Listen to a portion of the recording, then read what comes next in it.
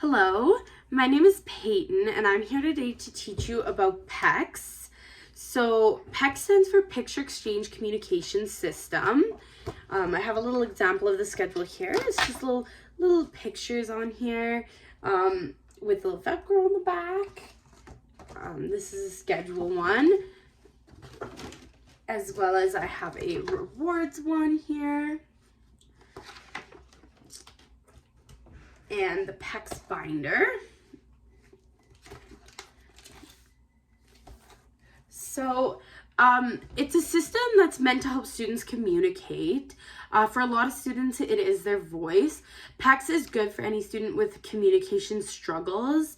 It's good for students who are mute, students who have limited vocabulary, and also students who speak but have trouble initiating conversations. So the main goal of PECS is to teach students the rules of communication and give them the tools they need to communicate on their own. Although speech can stem from PECS, it is not the main goal of it. So before you begin PECS, you must prepare for it. So you're going to start off by observing your student, see what drives them or motivates them. Watch for what toys, snacks, or other things they will work harder to get or try to hold on to the most. When you discovered this, you found your reinforcers.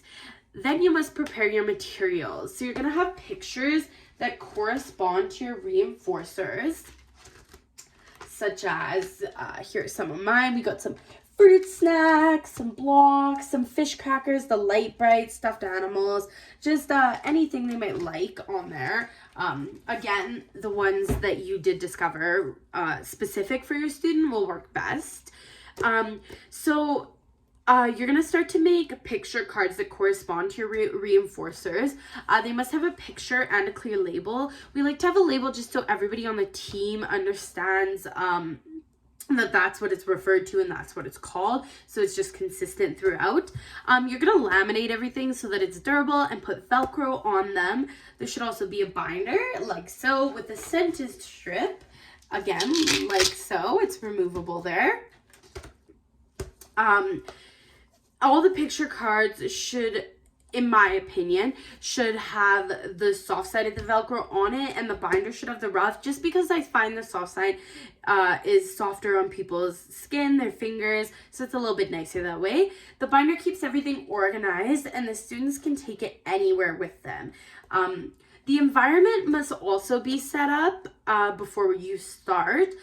You like to make the reinforcers inaccessible and have a communication partner ready, as well as any other people you might need to help.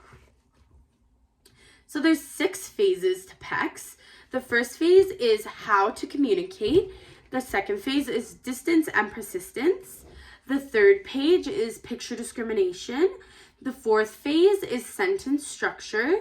The fifth phase is responsive requesting, and the 6th phase is commenting. In phase 1, we're going to start off by teaching students how to initiate conversations by teaching them to pick up the picture from the communication binder, like so. Hand it to the communication partner and release it in their hand. To start this off, you're going to have a communication partner as well as a physical prompter. The communication partner is going to initiate it, eventually letting the initiation go to the child. And then the physical prompter is going to physically prompt the child to grab the picture and to hand it to the communicative partner.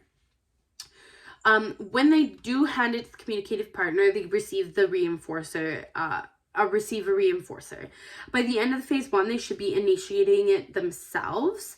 Once they can identify the reinforcer, grab the picture, release it to the communicative partner on their own, we'll move to phase 2. In phase 2, we teach the child to go the distance and to be persistent with what they want to communicate. We teach the student to go to the book, get the desired picture card, get the attention of the communicative partner, and give the picture card to them. To teach persistence, we're going to make getting the attention and getting to the communicative partner just a little bit harder every time. We'll get the student to get the attention of the communicative partner while their back is turned, and etc. Teaching the student to take the book everywhere and generalize it with other people is also part of this phase. Once they show no struggle in doing this, we can move on to phase 3. In phase 3, which is picture discrimination, the student learns to choose the correct picture. So it's done in 2 steps. Step 1 is simple discrimination. This teaches them to identify between preferred and non-preferred picture cards. So you're going to present the student with preferred and non-preferred picture cards with the objects on the table as well. So they're going to pick the picture and then are instructed to grab the correlating item themselves. If they grab the correct item, they get to use and play with it before resetting. If they pick the incorrect item, we're going to use the 4-step correction, error correction system, which I'll explain later on. So step 2 to phase 3 is complex discrimination. So this is to teach the student to know the difference between preferred items. So use the same process as step 1, but with preferred items only. In phase 4, we teach students sentence structure. We teach students to put the I want icon along with the preferred item on the sentence strip, then take the sentence strip to their communication partner and exchange it for the desired item. We also start to teach them attributes here. So you try to notice attributes that they would feel is important, stuff that maybe they like things that are colorful or stuff that is pink, and you start to incorporate that into your book as well, and start to teach them how to put that on the sentence strip in a sentence with the other things.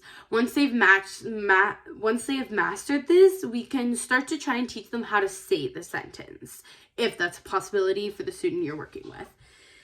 In phase 5, we're going to teach the student to request in a responsive format. So we teach them to answer questions such as, what do you want? So to do this, the communication partner would ask, what do you want? And then prompts the student by pointing to